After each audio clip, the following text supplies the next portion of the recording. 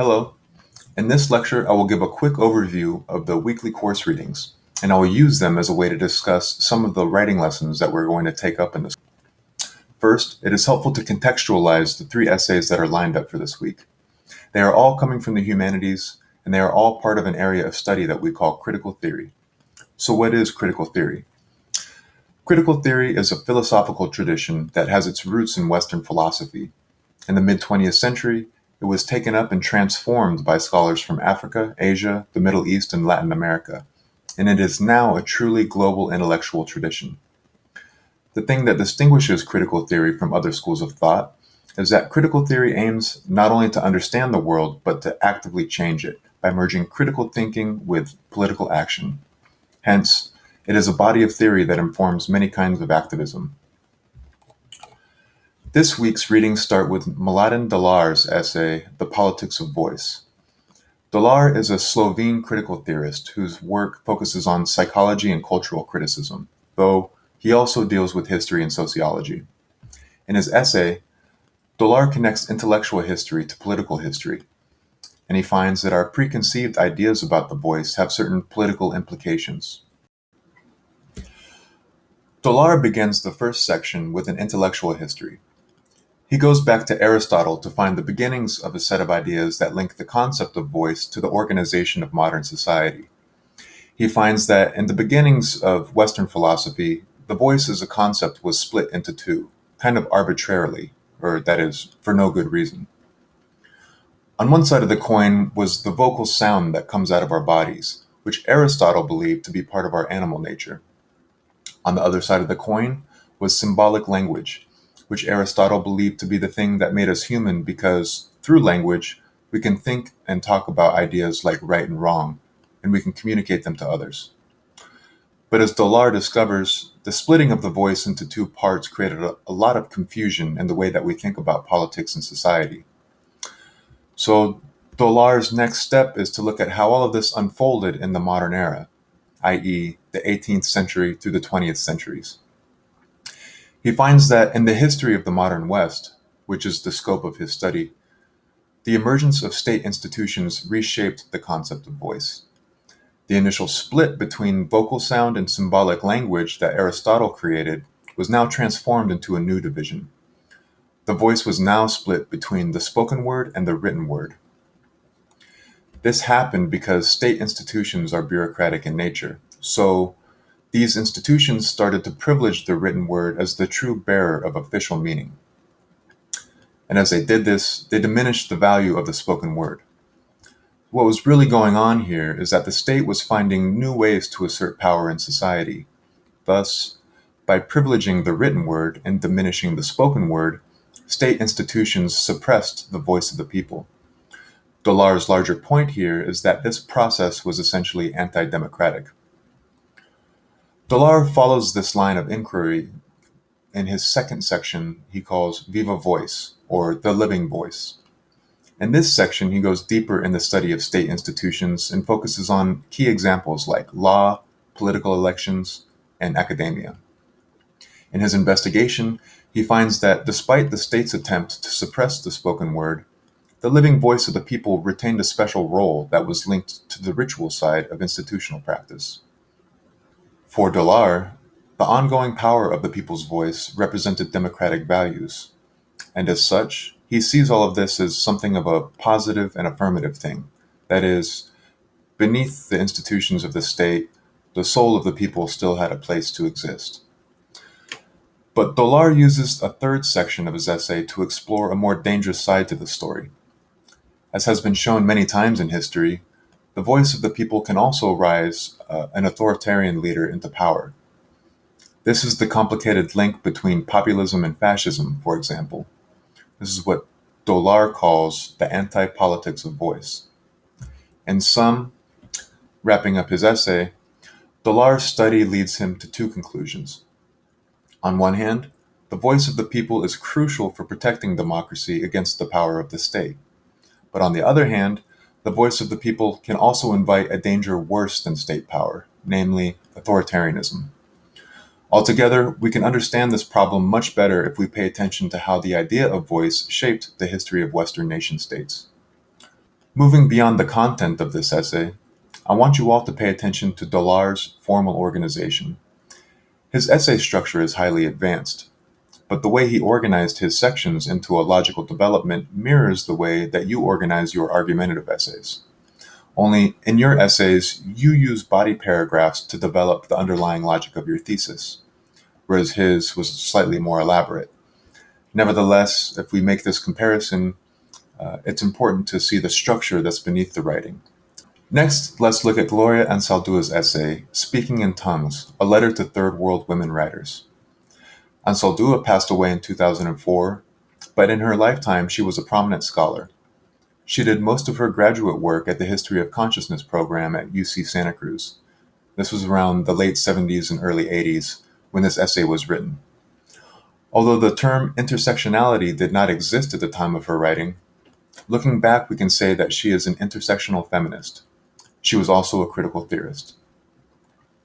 Anzaldúa does not use the term voice explicitly in the way that Dollar does, but she is very much in the same conversation insofar as her essay focuses on the scholarly voices of women of color and how those voices are oppressed by institutional patriarchy and structural racism. And just in the way it reads, Anzaldúa's essay is very different from Dollar's.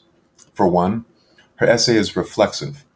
In other words, she is writing about the practice of writing itself, and she is writing about the politics of writing in the professional academic world.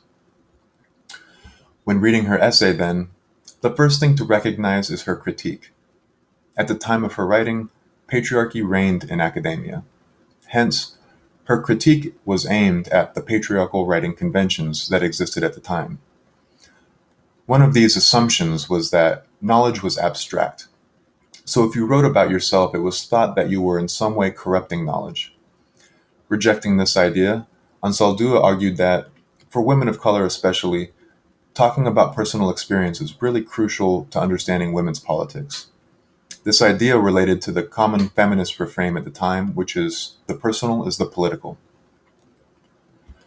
Anzaldúa argued further that academia's professional rules were actually a way of policing knowledge.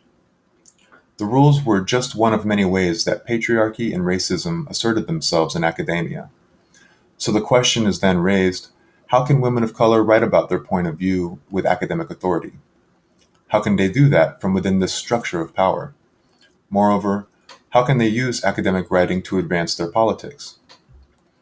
Anzaldúa's thesis is that not only is it possible, but it's necessary that women of color use their personal experiences to speak about society and its problems. Pushing the envelope further, Anzaldúa used a series of creative strategies in her approach to rhetoric, genre, and style, and she used these strategies to strengthen her central argument. Instead of telling you how it is from the godlike point of view of an abstract observer, i.e., the style of patriarchy, she used an alternative method. She used personal storytelling to make her points, and she asked a series of questions along the way to build toward her arguments. Likewise, rather than asserting her claims as finished and pure ideas, her writing takes us through her own thought process. As we read, we follow her chain of thoughts as she discovers and links together the problems that she wants to address. Her use of mixed genre was also radical at the time of her writing. In essence, this is an argumentative essay that says it's a letter, and it also has several poems in the mix. This use of genre signals the personal nature of her writing, and it also breaks up the patriarchal style of linear logic and replaces it with a more creative and poetic approach. Finally, we can see that her style is very colloquial. She isn't conforming to the rigid rules of academic writing. She is using her authentic voice to take her stand as an author. The interesting thing to keep in mind, though, is that despite all of these attempts to subvert the rules of academic writing, she is a superb writer. Her ability to bend the rules with thoughtfulness and purpose is testament to her genius. You should also keep in mind that her essay was in fact actually published in an academic journal, and the essay was an important part of her academic career. So instead of being molded by academia and its structures of power, she used her writing as a political weapon which actually helped change academia itself. Many of the things that we've learned through Ansaldua's essay also applied to Audre Lorde's essay, titled The Transformation of Silence into Language and Action. Lorde was writing around the same time as Ansaldua, and like Ansaldua, we can describe her as an intersectional feminist. She was also a civil rights activist and an artist. Lorde's essay adds to our conversation about the politics of voice by setting the voice in opposition to silence. For her, silence represents two things. One, the absence of voice, and the other is death. It is the relationship between these two things that is at the heart of her thesis. As we follow her essay, we find that she was a cancer survivor. And as she explains, her experience with cancer gave her something of a wake-up call about how important it was to speak up and speak out about her ideas and her opinions.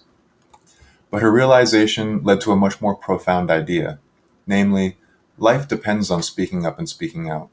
Life depends on turning silence into language and action. To unpack this a little more, there is nothing neutral about silence. If you are silent, you are in a way complicit with the system of oppression that surrounds you. And these systems of oppression also affect others, so there's bigger implications. But returning to the theme of death, speaking out is scary because it can bring physical violence to the person speaking. People who have a privileged place in the structure of power want things to stay the way they are, and they are threatened by those who seek to change things. But for Lorde, this fact only highlights the stakes of speaking out, its ethics. In sum, she argues that oppressed people have a certain responsibility to speak out to help make society more equitable and less dangerous.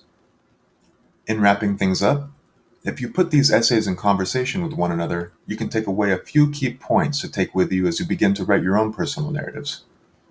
The first lesson is that voice is itself an object of critical analysis, and we can focus on that to have interesting conversations.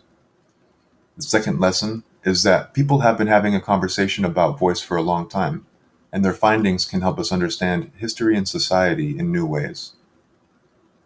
The third thing to pay attention to is how Ansaldua's and Lorde's essays used personal narrative and personal experience to convey their arguments about the inequalities of society.